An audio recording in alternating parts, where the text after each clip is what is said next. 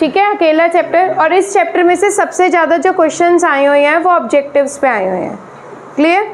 तो सबसे पहले हम ऑब्जेक्टिव्स करेंगे। सबसे पहला ऑब्जेक्टिव क्या होता है गवर्नमेंट बजट का? GDP growth. बोलो नहीं बीच में। जीडीपी ग्रोथ क्या होता है कि हर सरकार क्या चाहती है, कोई भी कंट्री हो, हर कंट्री क्या चाहेगी कि मेरा जीडीपी ग्रो करे। जीडीपी क्या होता है?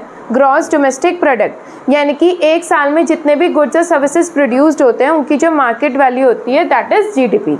तो मेन मोटिव क्या है कंट्री का?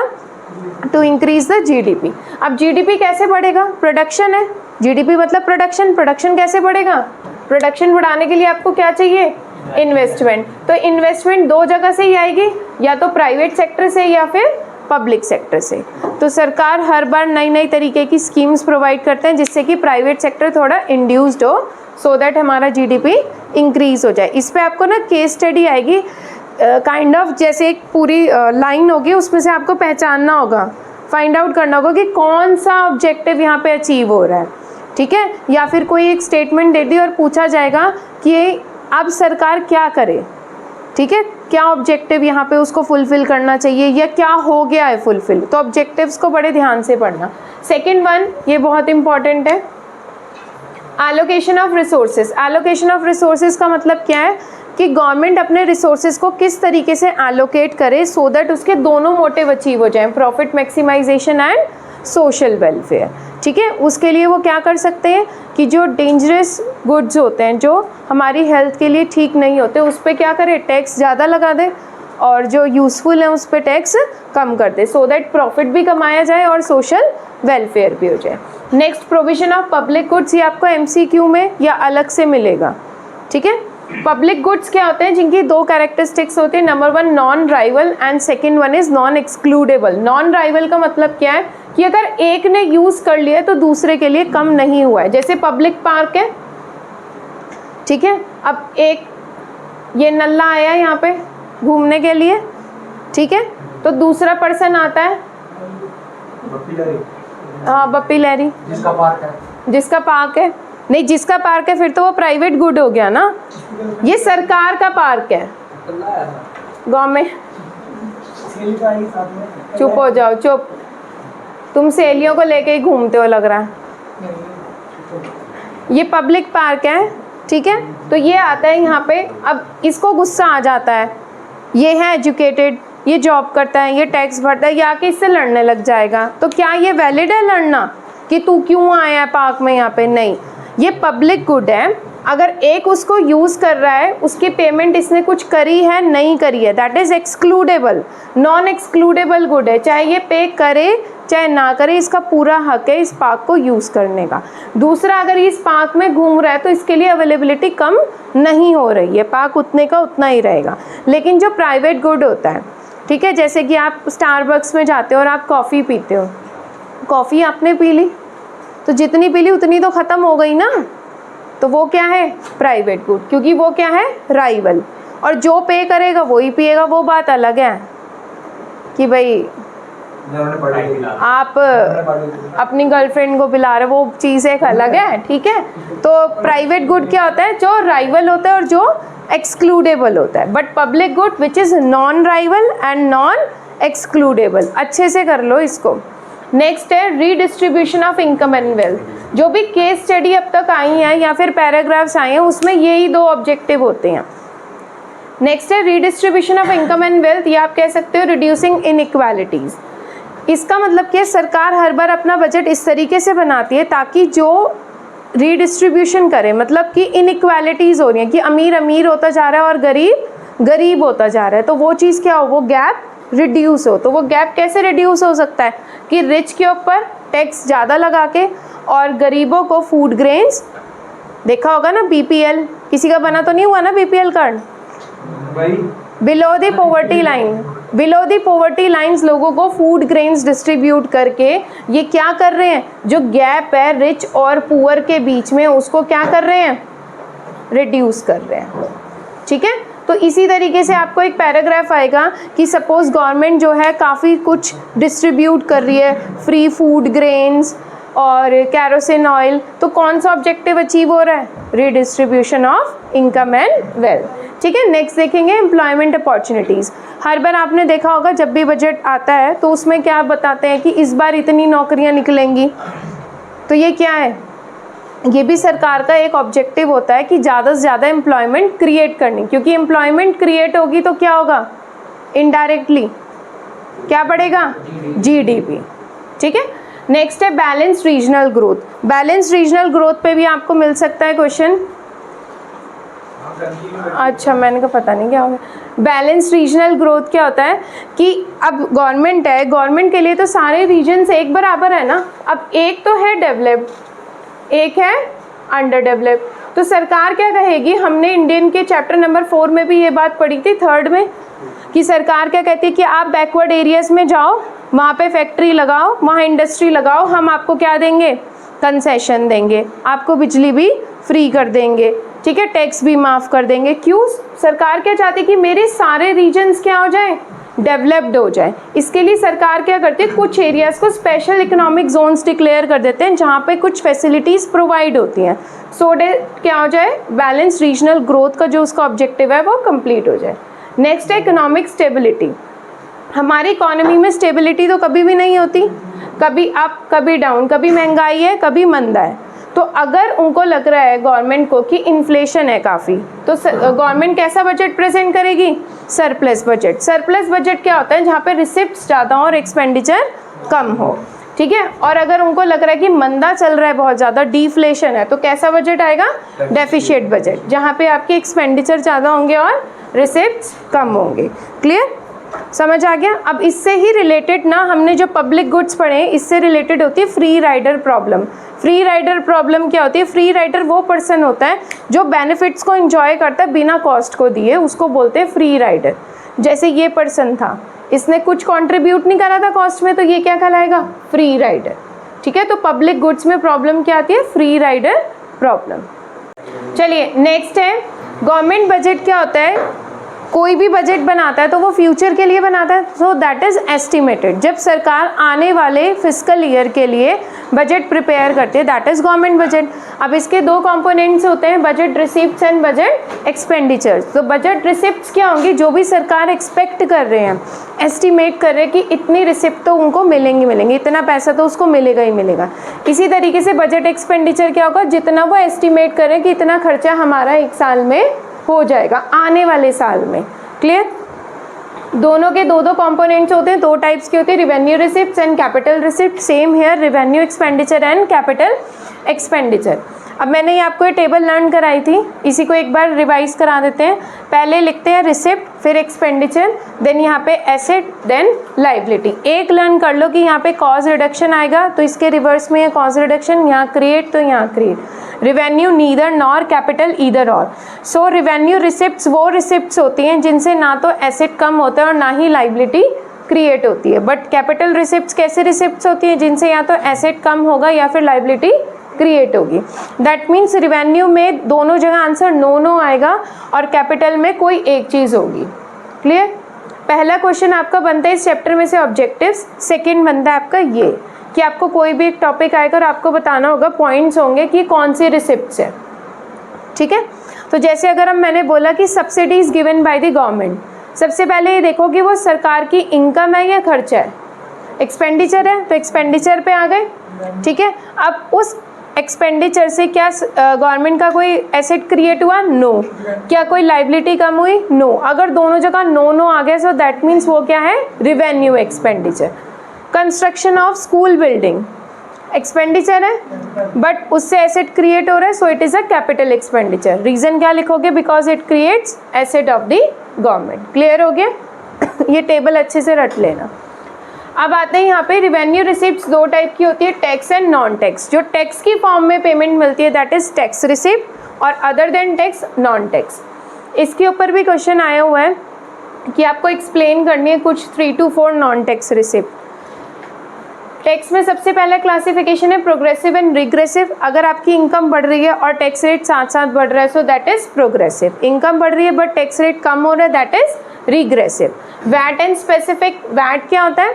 Value added tax. Which is implied on the stages of production, जो हर स्टेज पे लगेगा, ठीक है। जैसे हमने वो पढ़ा था प्रॉब्लम ऑफ डबल काउंटिंग, कि पहले जो फार्मर होता है वो आटा देता है, ठीक है, वीट देता है, फिर उसका आटा बनता है, फिर ब्रेड बनता है, तो अलग अलग स्टेज पे जो टैक्स लगता है that is VAT. Specific tax क्या होता है, जो किसी स्पेसिफिक चीज़ की वजह से टैक्स लग रहा है, जैसे वेट की वजह से, यूनिट्स की वजह से, that is specific tax.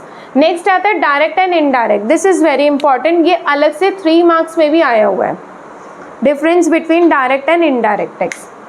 So direct tax क्या होता है, जिसका बर्डन आप शिफ्ट नहीं कर सकते, दैट इज डायरेक्ट टैक्स, और जिसका बर्डन आप शिफ्ट कर सकते हो दैट इज इनडायरेक्ट टैक्स। तो आपकी income tax, wealth tax, property tax, direct tax, indirect, GST, custom duty, ये सब क्या है, इनडायरेक्ट टैक्स, क्योंकि ये जो सेलर होता है वो किसकी जेब से निकालता है, कस्टमर की जेब से। So this is indirect tax, clear. उसके बाद आ जाओ non tax receipts. Non tax receipts में सबसे पहले आती है फीस। फीस क्या होती है, जो भी हमें सरकार से हमने कोई उसकी सर्विस ली और उसके बदले में उसको पेमेंट करें, that is fees. Second fine, fees में कैसे होती है, जैसे लैंड रजिस्ट्रेशन फ़ी, ठीक है, डेथ सर्टिफिकेट की फ़ी। फाइन, अगर आप कोई लॉ ब्रेक करते हो उसके लिए जो आप पेमेंट करते हो दैट इज़ फाइन। यहाँ पे इंपॉर्टेंट है एस्टीट। एस्टीट क्या होता है, अगर कोई पर्सन है, कोई एक पर्सन है वो मर जाता है बट उसका कोई लीगल हायर नहीं है, ठीक है, तो उसकी सारी प्रॉपर्टी किसकी हो जाती है, गवर्नमेंट की, तो दैट इज एस्टीट। जो वो सरकार की कमाई होती है वो किस में आएगा, नॉन टैक्स रिसिप्ट्स में। स्पेशल असेसमेंट क्या होता है, अगर गवर्नमेंट कोई डेवलपमेंट करती है और उस डेवलपमेंट के नाम पे हमसे कुछ पैसा लेती है, that is special assessment. Next gifts and donation कुछ सरकार को मिलते हैं तो वो कहाँ आएंगे, नॉन टैक्स रिसिप्ट्स में। इनकम फ्रॉम पब्लिक एंटरप्राइजेज, जो सरकार की अपनी एंटरप्राइजेज हैं। ऐसा एक क्वेश्चन आएगा, वो मैं शायद आपको देना भूल गई हूँ, एक पेज उसमें लिखा हुआ है, टाइप्स लिखे हुए हैं और आपको बताना है कि वो कौन सी रिसिप्ट है और क्यों है। तो जैसे आप वहाँ पे लिखा है कि भिलाई, भिलाई सुना है ना, गवर्नमेंट एंटरप्राइज है भिलाई स्टील प्लांट, ठीक है, या रेलवे से जो प्रॉफिट हो रहा है वो क्या है, सबसे पहले तो वो क्या है, रिवेन्यू रिसिप्ट, उसके अंदर क्या है वो non tax receipt. Corporation tax वो क्या है, कॉरपोरेशन टैक्स रिवेन्यू है बट टैक्स के अंदर कौन सा टैक्स है, इनडायरेक्ट, ठीक है। उसके बाद आता है income from sale of spectrum, जैसे सरकार कोई भी सर्विस सेल करती है 3G 4G की, वो भी जो सरकार की कमाई होती है वो कहाँ आएगा, नॉन टैक्स रिसिप्ट्स में।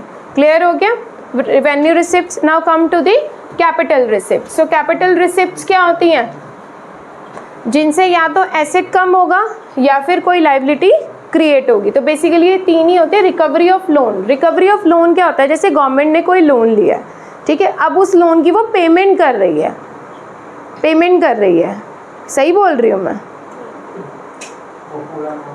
अगर पेमेंट कर रही है तो वो क्या है, एक्सपेंडिचर, वो क्या है, एक्सपेंडिचर, यानी कि हमने किसी को लोन दिया हुआ था अब वो हमें पेमेंट कर रहा है, this is recovery of loan. तो हमारा क्या है, एसेट कम हो रहा है, ठीक है, cause reduction in asset, that's why it is a capital receipts. Borrowings, आप बोरोइंग कर रही है गवर्नमेंट, चाहे बाहर से करे चाहे कंट्री के अंदर से करे, तो उससे क्या है, उसकी लाइबिलिटी क्रिएट हो रही है, that's why it is a capital receipt. Next is disinvestment. Disinvestment क्या होता है, जब भी गवर्नमेंट अपने कुछ शेयर्स किसको बेच देता है, प्राइवेट सेक्टर को, दैट इज डिसइन्वेस्टमेंट। तो उससे क्या हो रहा है, एसेट कम हो रहे हैं ना, that's why it is a capital receipt. आपको रीजन भी पता होना चाहिए, रीजन कहाँ से आएगा, इस टेबल से। क्लियर, ये हो गया आपका खत्म budget receipts. Now come to budget expenditure. Budget expenditure भी 2 टाइप का होता है, रेवेन्यू एंड कैपिटल एक्सपेंडिचर, जो कि आप इजीली यहाँ से पता लगा सकते हो। क्लियर हो गया, ठीक है। चलिए अब टॉपिक आता है बैलेंस्ड और अनबैलेंस्ड बजट का। अगर गवर्नमेंट की रिसिप्ट्स गवर्नमेंट के एक्सपेंडिचर के इक्वल हैं तो वो बजट क्या कहलाएगा, बैलेंस्ड। अगर रिसिप्ट्स ज़्यादा है, एक्सपेंडिचर ज़्यादा, तो वो क्या है, अनबैलेंस्ड। अगर रिसिप्ट्स ज़्यादा है एक्सपेंडिचर से तो वो क्या है, सरप्लस बजट। एक्सपेंडिचर ज़्यादा तो डेफिशिएट बजट। सरप्लस बजट कहाँ यूज़ होता है, इन्फ्लेशन के टाइम पे, और डेफिशिएट बजट डिफ्लेशन के टाइम पे। Now come to the next topic. Budget deficit आपके 3 टाइप के होते हैं, revenue deficit, fiscal deficit and primary deficit. सबसे लार्जेस्ट डेफिशिट कौन सा होता है? Fiscal, then revenue and then primary. अगर रेवेन्यू डेफिशिट की बात करें, देखो वर्ड से ही आपको समझ आ रहा होगा रेवेन्यू डेफिशिट, तो यहाँ पे क्या आएंगे? रेवेन्यू रिसिप्ट्स और रेवेन्यू एक्सपेंडिचर। जब सरकार की रेवेन्यू एक्सपेंडिचर ज़्यादा हो और रेवेन्यू रिसिप्ट्स कम हो तो वो क्या होगा? Revenue deficit. यहाँ पे सिर्फ रेवेन्यू आएगा, कैपिटल नहीं आएगा। अब इसकी इम्प्लीकेशंस क्या होंगी? यही इम्प्लीकेशंस हैं और यही वेज है कि वो किस तरीके से मैनेज करेगा। अब सरकार को रेवेन्यू डेफिशिट है तो 3 तरीके हैं, या तो अपना खर्चा कम कर ले। खर्चा कैसा? Revenue expenditure. Revenue expenditure basically क्या होता है? जैसे सब्सिडीज़ देना, स्कॉलरशिप देना। तो हमारी जो डेवलपिंग इकोनॉमी है, जो अंडर डेवलप्ड इकोनॉमी अभी डेवलप नहीं हुआ है, वहाँ पे गवर्नमेंट ईजिली अपना एक्सपेंडिचर कम नहीं कर सकती। Second is disinvestment. डिसइन्वेस्टमेंट क्या होता है? या फिर सरकार क्या करे, उसको पैसे की ज़रूरत है, शेयर्स बेच दे प्राइवेट सेक्टर को। थर्ड क्या करे? बोरिंग्स करे। ठीक है, ये 3 ही तरीके और ये 3 ही प्रभाव है। नेक्स्ट आता है आपका fiscal deficit. Fiscal deficit is the largest deficit. ये कहा जाता है कि ये जीडीपी के कितने % से ज़्यादा नहीं होना चाहिए? 3%। 3% ऑफ जीडीपी से अगर ये ज़्यादा है तो दैट मीन्स आपको ध्यान देना पड़ेगा कि आपके खर्चे ज़्यादा हो रहे हैं। फिस्कल डेफिशिट का फॉर्मूला होता है budget expenditure minus budget receipt, यानी कि इसके अंदर कैपिटल भी आ गया और रिवेन्यू भी आ गया। इस बजट एक्सपेंडिचर में क्या है? Capital plus revenue. इसमें भी क्या है? Capital plus revenue, but other than the borings, क्योंकि बोरिंग्स तो करनी ही पड़ेंगी ना अल्टीमेटली, इसलिए बोरिंग्स को हटा दिया जाता है। अब इसकी इम्प्लीकेशंस इंपॉर्टेंट है। सबसे पहला इम्प्लीकेशन है, भाई देखो 2-3 तरीके पैसा चाहिए, किससे लेंगे? या तो आरबीआई से उठाओ या किससे लो? अपनी होम कंट्रीज में से लो या कहीं बाहर से लो। ठीक है ना। अब अगर आरबीआई से बोरो करती है गवर्नमेंट, तो आरबीआई कैसे देता है पैसा? न्यू करेंसी प्रिंट करके। तो जब न्यू करेंसी इकोनॉमी में आएगी तो मनी की सप्लाई इंक्रीज होगी। जब मनी की सप्लाई इंक्रीज होगी तो क्या आएगा? इन्फ्लेशन, महंगाई। ठीक है। Second is vicious circle of high fiscal deficit and low GDP growth. अब अगर फिस्कल डेफिशिट बहुत ज़्यादा हो जाता है तो सरकार को क्या करनी पड़ेगी? बोरिंग्स, लोन लेना पड़ेगा। अब उस लोन वो ले रहे हैं तो वो लोन किसके लिए? डेवलपमेंट के लिए तो नहीं है ना, वो खर्चे पूरे करने के लिए या फिर जो पिछली किश्तें चल रही हैं उनको चुकाने के लिए। तो जब डेवलपमेंट पे पैसा नहीं लगा, प्रोडक्शन नहीं हुआ, तो जीडीपी कैसा हो गया? कम हो गया। अब जीडीपी कम हो गया तो फिर से खर्चे ज़्यादा हो गए, रिसिप्ट्स कम हो गई। तो ये सर्कल चलता रहता है, vicious circle of high fiscal deficit and low GDP growth. Now third is crowding out. Crowding out क्या होता है कि जैसे ये मनी मार्केट है, मनी मार्केट में से इतना पैसा तो सरकार ने ही ले लिया, लेकिन किस पर्पस के लिए लिया है? टू पे द इंटरेस्ट, या फिर जो खर्चे चल रहे हैं उनको पूरा करने के लिए। प्राइवेट सेक्टर के लिए कितना सा बचा है? थोड़ा बहुत अमाउंट बची है। तो इन्वेस्टमेंट क्या हो जाएगी इकोनॉमी में? कम। तो जब इकोनॉमी में इन्वेस्टमेंट कम होगी, इन्वेस्टमेंट अगर रिड्यूस हो जाएगी तो उसकी वजह से क्या हो जाएगा? जीडीपी भी कम हो जाएगा। ठीक है। नेक्स्ट इज नेशनल डेब्ट। डेब्ट मतलब उधार। अब सरकार कहीं से भी पैसा बोरो करे, उधार तो है ना, आने वाली जनरेशन के ऊपर भी बोझ बन गया कि उन्हें भी किश्तें चुकानी पड़ेंगी। Next fifth is erosion of government creditability. अब अगर फिस्कल डेफिशिट होगा तो गवर्नमेंट क्या करेगी? बोरिंग्स करेगी। और अगर बार बार फिस्कल डेफिशिट होगा तो क्या बार बार बोरिंग्स करेगी? कोई भी पर्सन है बार बार उधार लेता है तो मार्केट में उसका नाम खराब हो जाता है ना, कि भाई इसका तो रोज का काम है, पिछला चुकाता नहीं है, पहले अगला मांगने आ जाता है। तो इसी तरीके से हमारी गवर्नमेंट की, हमारी इंडियन इकोनॉमी की क्रेडिट रेटिंग क्या हो जाएगी? डाउन हो जाएगी। जब क्रेडिट रेटिंग डाउन होगी तो इन्वेस्टर्स का जो विश्वास है वो उठ जाएगा। जिन्होंने भी पैसा इन्वेस्ट कर रखा है वो क्या करेंगे? उसको विड्रॉ करने लगेंगे। तो ओवरऑल हमारी इकोनॉमी में क्या हो जाएगी? Reduce investment. और जब इन्वेस्टमेंट कम होएगी तो क्या कम हो जाएगा? जीडीपी। ठीक है। तो ये थी इसकी implications. Now come to next, primary deficit. It is the smallest deficit. इसका फॉर्मूला होता है PD is equals to FD minus interest payment. यानी कि अगर हम फिस्कल डेफिशिट में से इंटरेस्ट पेमेंट्स को माइनस कर दें, what we will get? Primary deficit. अब प्राइमरी डेफिसिट और फिस्कल डेफिसिट क्या है? फिस्कल डेफिसिट तो ये बताता है कि ओवरऑल बोरिंग्स कितनी करनी है, जिसमें कि इस साल के लिए कितना चाहिए पैसा और पैसा कितना चाहिए पिछली किस्तें चुकाने के लिए। समझ रहे हो मेरी बात? हमने लोन ले रखा है तो उसकी किस्तें भी तो जाएंगी, उसका इंटरेस्ट भी तो जाएगा। तो एक तो बोरिंग्स करनी पड़ रही है किस्तें चुकाने के लिए, और एक बोरिंग्स करनी पड़ रही है जो इस साल में खर्चा ज़्यादा हो गया। तो जो दोनों ओवरऑल बोरिंग्स है वो कौन बताता है? FT। तो न्यूमेरिकल में कई बार आपको पूछा जाता है, बड़ा ही आसान होता है, फाइंड आउट द बोरिंग्स। तो आपने कुछ नहीं देखना, अगर आपको क्वेश्चन में फिस्कल डेफिसिट आपका निकल गया है, दैट इज योर बोरिंग्स। या फिर अगर आपको बोरिंग्स गिवन है उतना ही क्या है आपका फिस्कल डेफिसिट। तो प्राइमरी डेफिसिट शो करता है आपकी सिर्फ करंट बोरिंग्स, करंट ईयर की बोरिंग्स, बट फिस्कल क्या शो करता है? Overall borings. ये कंफ्यूजन के लिए आता है ऐसा क्वेश्चन।